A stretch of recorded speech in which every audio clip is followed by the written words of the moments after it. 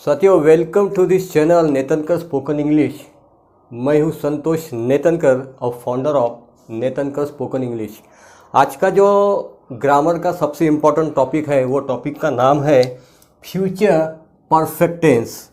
Future perfect tense का use हमें कहाँ करना है और क्यों करना है, कब करना है, इसका डिटेल में हम देखने वाले हैं। अब इसमें आपको सेंटेंस कैसे बनाने हैं और उसका टोटल स्ट्रक्चर फार्मूला मैं यहाँ पर लिख कर दिया है आपको। तो यह टेंस की जो पहचान है वो पहचान है चुका होगा, लिया होगा, ली होगी, गए होंगे, कर चुके होंगे।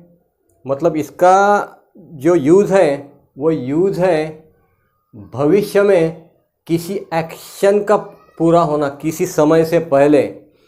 यह फ्यूचर परफेक्ट टेंस जो है, यह टेंस में आपको डेट एंड टाइम का यूज़ करना ही पड़ेगा, तभी स्पेसिफिक मीनिंग निकलेगा। जैसा मैं आपको कहूँगा कि मैं इस महीने के अंत तक उसके पैसे लौटा चुका होगा, मतलब क्या होगा, इस महीने के अंत तक, मतलब परफेक्शन बताना है फ्यूचर में कि यह काम हो चुका होगा। I will have return his money by the end of this month. अब इसमें क्या होता है, यह जो टेंस है इसमें आता है by then, by the time, by June, by the end of this month. मैंने आपने बोला आपको कि इस महीने के अंत तक मैं आपके पैसे लौट चुका होऊंगा।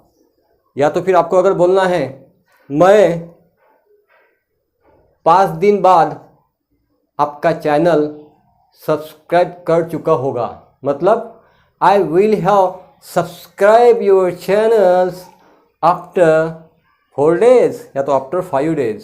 तो इसमें आफ्टर बिफोर भी आप लिख सकते हैं। तो by then, by the time, by June, by the end of this month, यह आपको इसमें यूज़ करना पड़ेगा।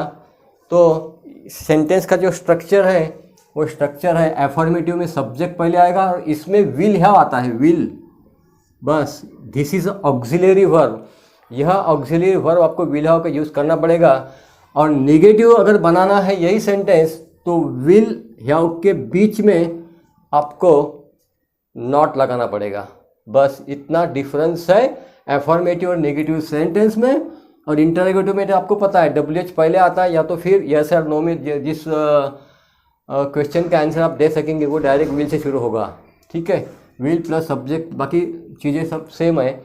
लेकिन इसमें आपको हैव के बाद third form of the verb हम यूज़ करते ही है। आपने देखा है परफेक्ट टेंस में, present perfect tense, past perfect tense में आपने देखा है वी यूज आफ्टर हैव के बाद हम थर्ड फॉर्म का यूज़ करते हैं। तो इसमें भी हम थर्ड फॉर्म का यूज़ करने वाले हैं, तो इसे बोलते हैं हम फ्यूचर परफेक्ट टेंस। तो ज़्यादा समय न गंवाते हुए हम सेंटेंस की प्रैक्टिस करते हैं।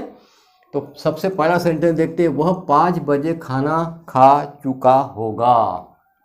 5 बजे बोला है, 5 बजे मतलब 5 बजे खाना खा चुका होगा। इसका मतलब क्या है कि परफेक्ट टेंस में बताना है वो सेंटेंस कि वो उस समय वो प्रोसेस कर चुका होगा। तो कैसा बोलेंगे, ही। तो इसमें सेंस कौन सा आ रहा है, फ्यूचर का। ही विल हैव हैड फूड 5 बजे, एट 5 लिख सकते हैं आप, या तो एट 5 o'clock, यह भी गलत नहीं है। खाली आपने 5 भी लिखा तो भी it will not be your mistake, वो आपकी मिस्टेक नहीं होगी। तो यह ही विल हैव हैड इट के लिए आया है। आप यहाँ पर ये भी लिख सकते हो, he will have eaten the food at 5 o'clock। तो हैव फूड के लिए आया है। वह अब तक खेल चुका होगा। अभी इसमें सेंस देखिए, वो अब तक खेल चुका होगा मतलब खेलने का काम उसका हो गया है। तो इसमें जो यह है सेंस, वो सेंस बनता है पास्ट टेंस का। ठीक है ना, इसमें सेंस बनता है पास्ट टेंस का। वह अब तक खेल चुका होगा मतलब अभी हम प्रेजेंट में उसकी बात कर रहे हैं। पास्ट हो चुका है मतलब वो कार्य वो कर चुका है ऑलरेडी, पास्ट टेंस में गया है वो सेंटेंस। तो इसमें बनाएंगे हम, तो उस ऐसे सेंटेंस में हम बनाएंगे he would have, third form of the verb played, he would have played अब तक, बाय नाउ। मैंने आपको पहले बोला by then, by the time, by the June, by the end of this month, by now, अब तक। तो यह सेंस इसमें आता है बिल्कुल। मतलब विल का जो पास्ट टेंस है वो होता है वुड, वह अब तक ऑफिस निकल चुका होगा, बस सेम है। ही वुड हैव, अब तक ऑफिस निकल चुका होगा, इसका मतलब क्या होता है कि हम प्रेजेंट में बात करें उसके बारे में कि अब तक वो निकल चुका होगा, तो इसलिए वुड का आपको यूज़ करना है यहाँ पर। ही वुड हैव, और ऑफिस निकलने के लिए हम कभी भी यूज़ करते left for, he would have left, left this is the third form of the verb, he would have left for the office. या तो फिर आपको अगर बोलना है ही would have left for the company, क्या वह 2026 तक MBA कर चुकी होगी। अब इसमें सेंस देखिए, क्या वह 2026 तक MBA, अब 2026 दिया है मतलब सीधा ही है फ्यूचर, फ्यूचर परफेक्ट टेंस बनाना है, आपको यूज़ करना है विल का।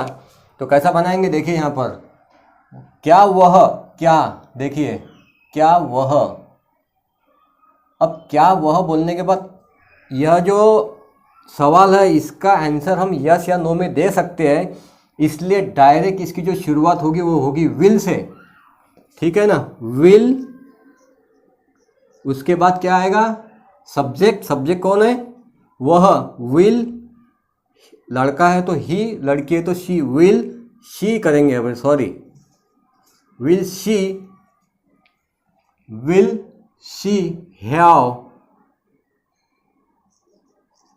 Will she have third form of the verb कर चुकी होगी, will she have third form of the verb, will she have completed, या तो you can use done, will मैं यूज करता हूँ done, will she have done MBA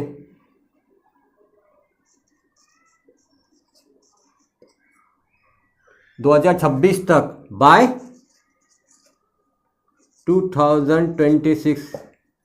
सही है sentence, will she have done MBA by 2026 question mark.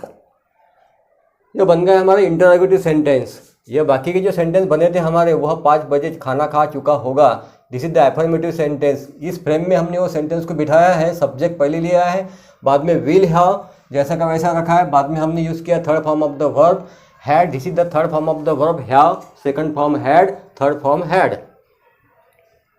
इसमें भी वही है सेम, मैं यह प्रोजेक्ट खत्म कर चुका होऊंगा इस महीने के अंत तक। इस महीने के अंत तक मतलब क्या, इसमें सेंस आता है फ्यूचर का, तो हम यूज़ करेंगे विल। कौन सा बनेगा, एफर्मेटिव सेंटेंस। एफर्मेटिव सेंटेंस में सब्जेक्ट है मैं, I will have खत्म कर चुका होऊंगा मतलब I will have completed